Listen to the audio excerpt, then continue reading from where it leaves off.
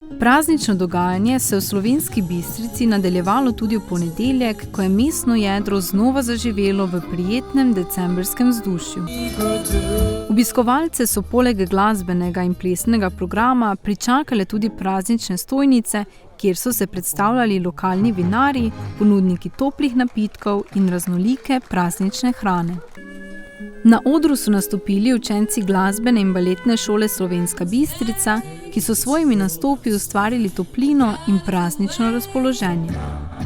Večer se je nadaljeval z nastopom ansambla Bistrica Oberkrajn, ki je s svojimi prepoznavnimi melodijami privabil številne obiskovalce in poskrbel za živahen zaključek ponedeljkovega večera. Praznično dogajanje v Slovenski Bistrici se nadaljuje tudi v torek.